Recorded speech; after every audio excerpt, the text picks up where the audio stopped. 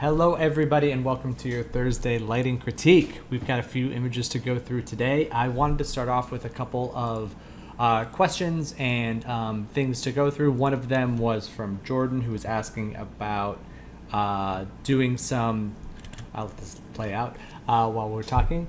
He was talking about scripting languages and learning some programming and things like that. I think it's totally great. I don't think it's absolutely necessary to be a lighting artist because mostly they're pipeline TDs and software engineers and all those people that can do scripting.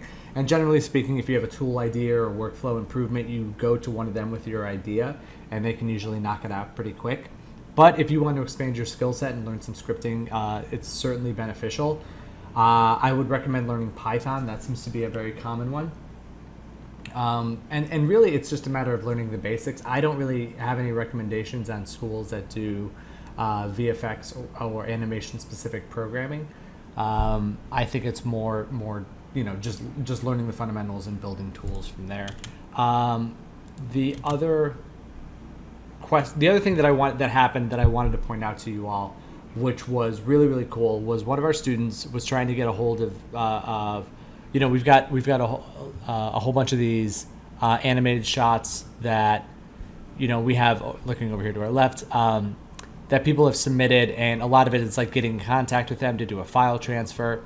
And she reached out to me because she was like, "Hey, listen, I've been trying to get a hold of this person in regards to this animation. I've emailed them twice and I haven't heard anything back. Would you mind reaching out?" I reached out, and she said, she was like, "I think it might have gone to spam." So I reached out.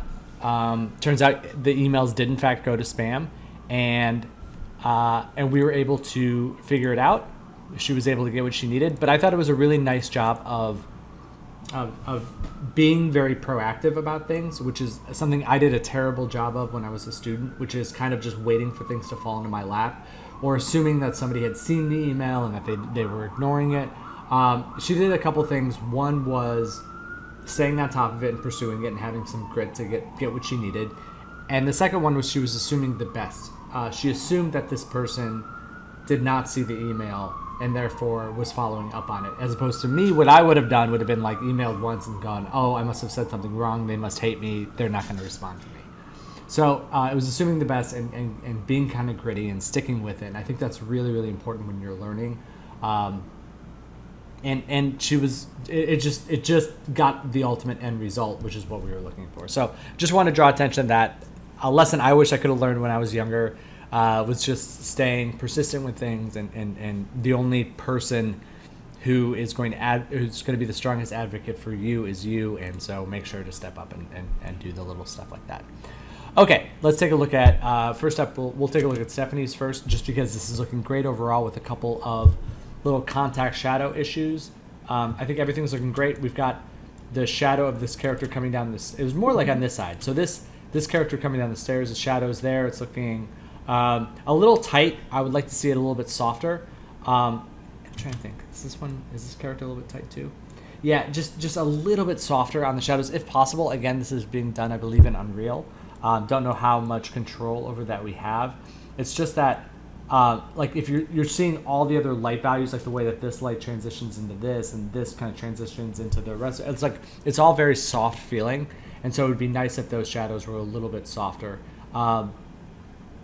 Like again, this is great. That it's here. And I don't know if it feels a little bit like there's a disconnect between the character and the ground, and also it's, again, just a little bit tight. This shot we're still kind of missing it, but just make sure that those line up.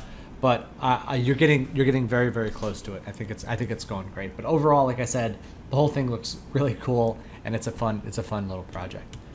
All right, Justin. So yeah. So we've got both we'll take a look at the animation first. I know you said you're having some Z depth issues, which is totally fine. I'll let you clear those up.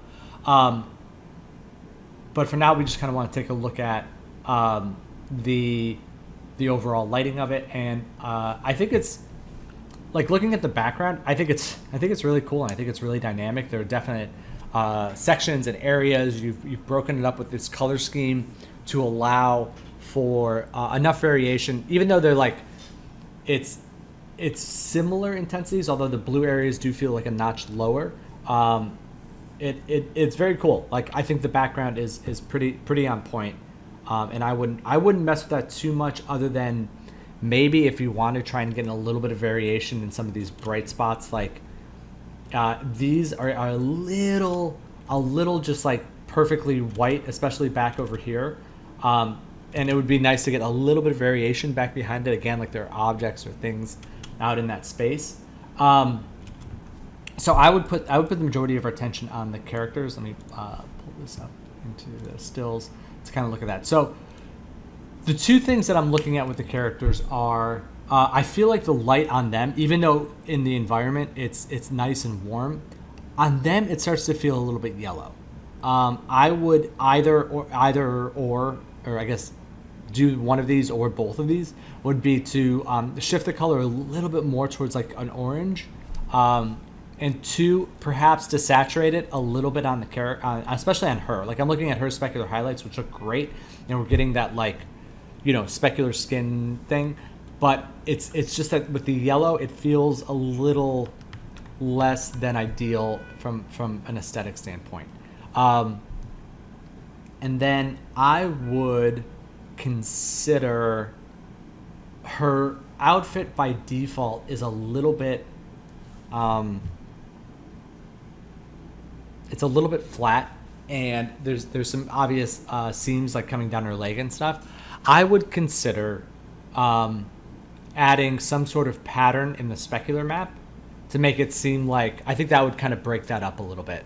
You don't need to do a whole lot, just something tileable that's like kind of gives it a shimmer, almost like a carbon, like it would have like a carbon fibery look, but just something to either in the specularity, maybe in the roughness a little bit too, just to kind of break up the pattern so it's not quite as even. And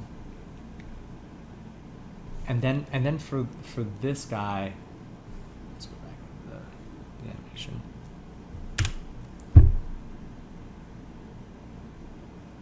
I love how he dips into darkness and comes back into the cooler light.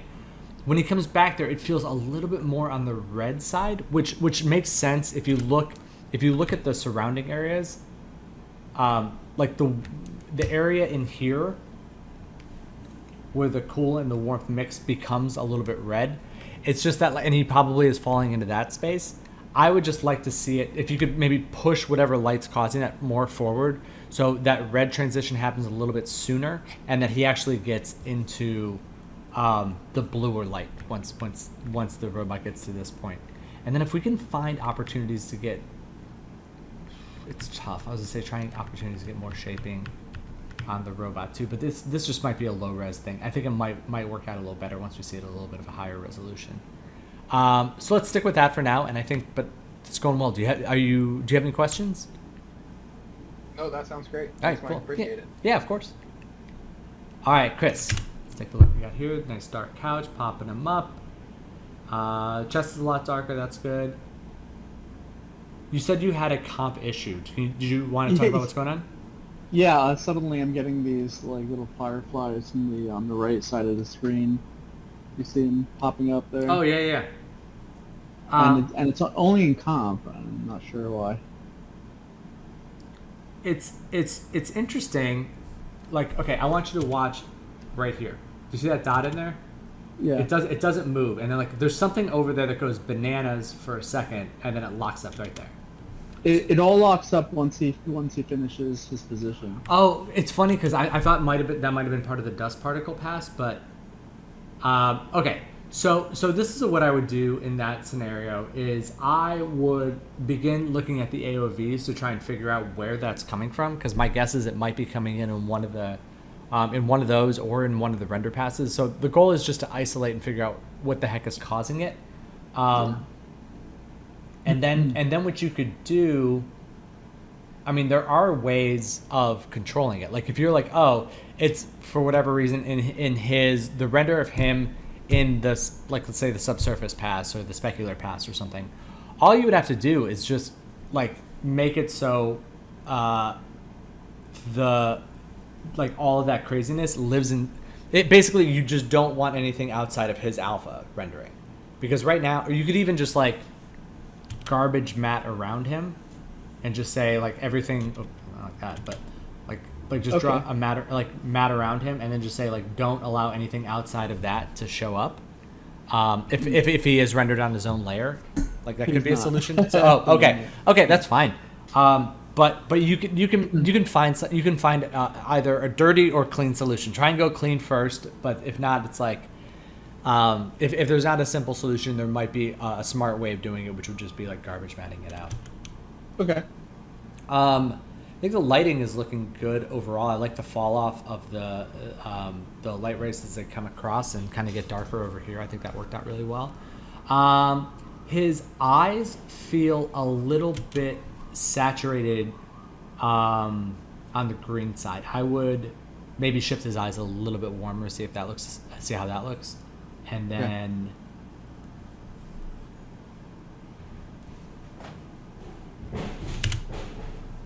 Yeah, I think everything else has been pretty good. Maybe just outside the window itself, the stuff out here feels a little bit clamped. I would maybe try and get that a little brighter too. Sure. But yeah. Anybody else have any thoughts on this? No, I think this looks good. Hi. Hi. Is that Ruby? Hi. Yes. Hi, Ruby. What's up? So I just have a question. With the it's like the pajama pants in the back. They get like light up because of the bouncing light. Is it like normal that's so much light bouncing back to the profile in just that area? I'm sorry. You're looking at the bounce between the. Just looking at the pants on the couch. Oh, I see. Yeah.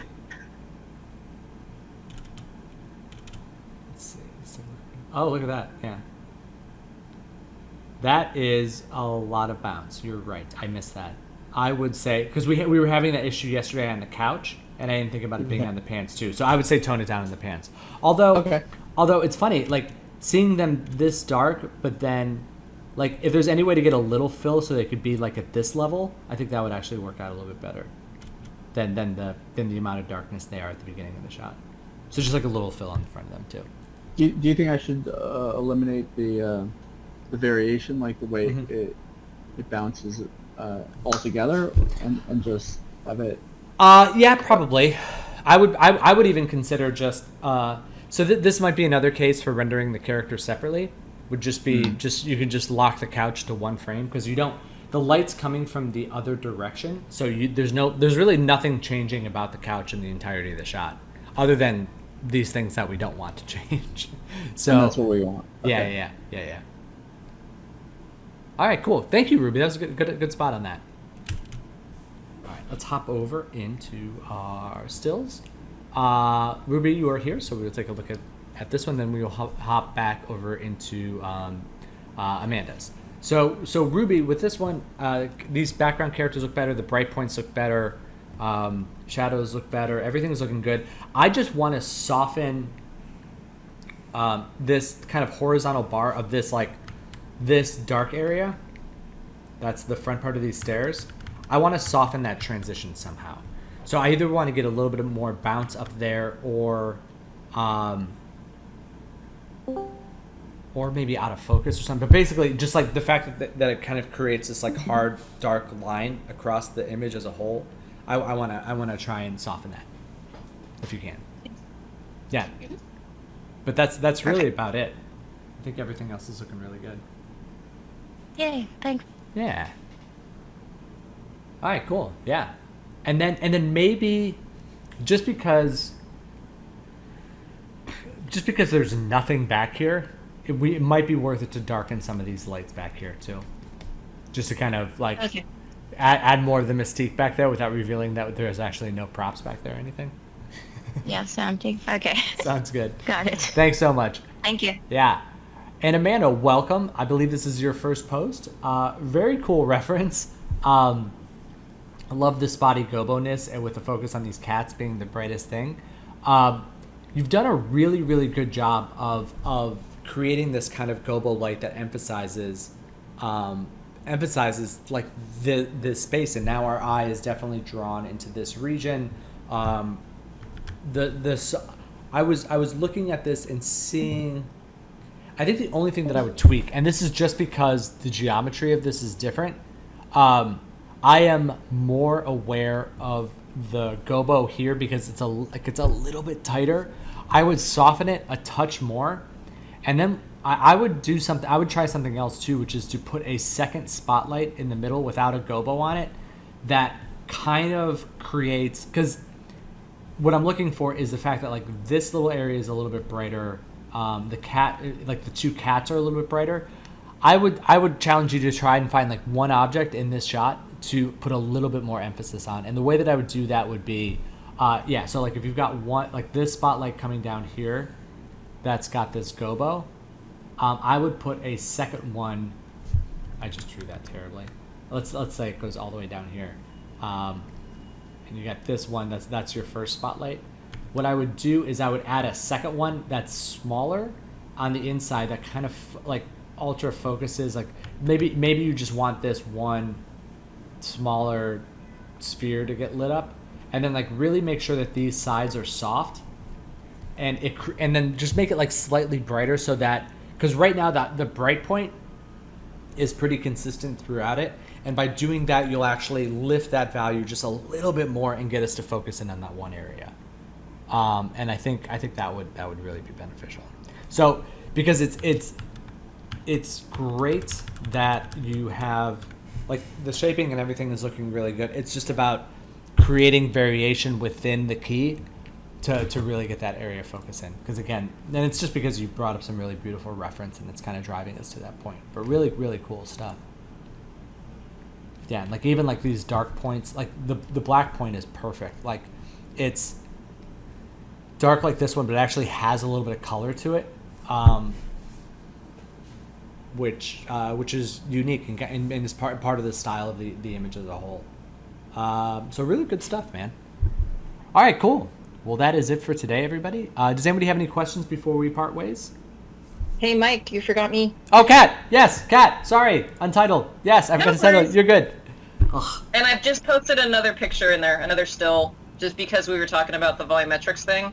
Yes. And it kind of shows it on there. Okay, let me see.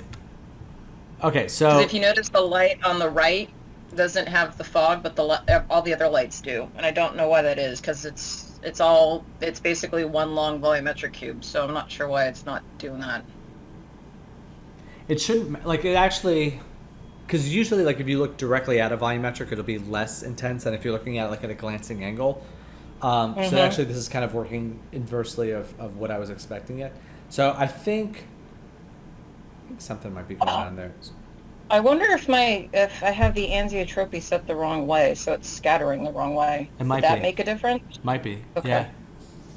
Yeah. I just thought of that. I was like, wait, maybe the light's scattering the wrong way. Yeah, I think it's like scattering more when we're looking into it than when we're looking at the glancing. So try that, and then if anything, you can always render them out as a separate pass and add them in the comp, which is probably how that's how I usually do volumetrics, because there's so much like tweaking that goes into them that you want to add a little glow, a little softness, a little this, a little that.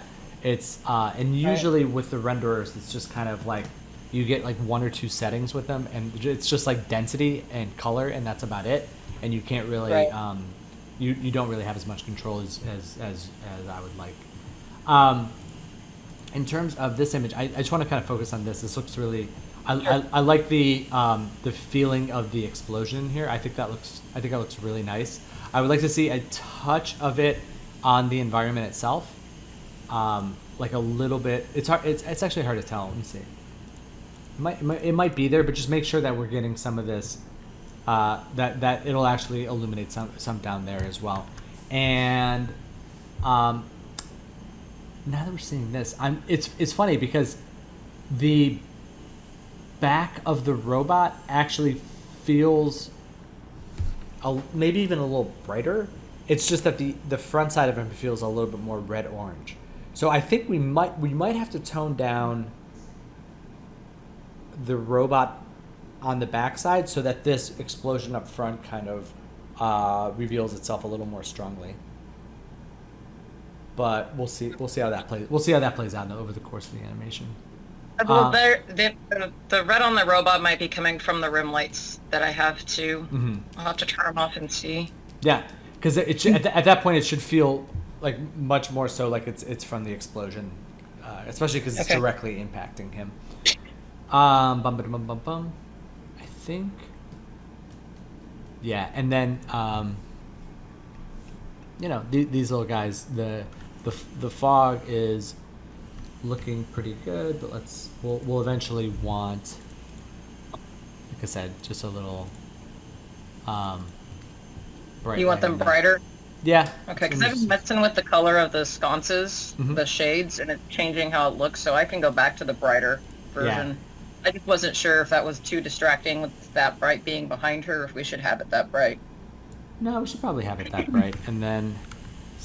Okay, that's not a big deal.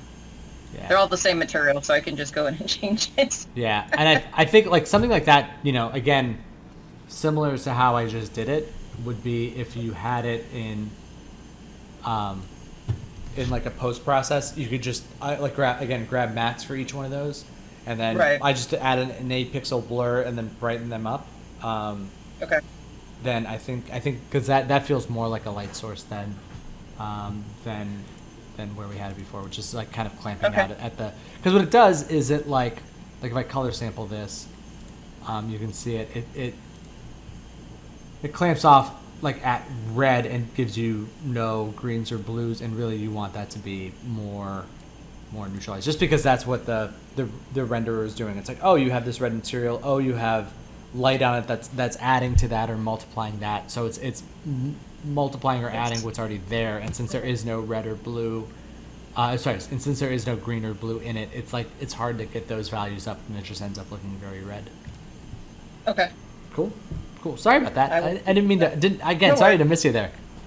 It's funny because I was looking up at the top and I was like, Amanda, okay, Justin, okay. And like the way that I just copied and pasted yours is like, if I should have put your name on it. No worries. All right, cool.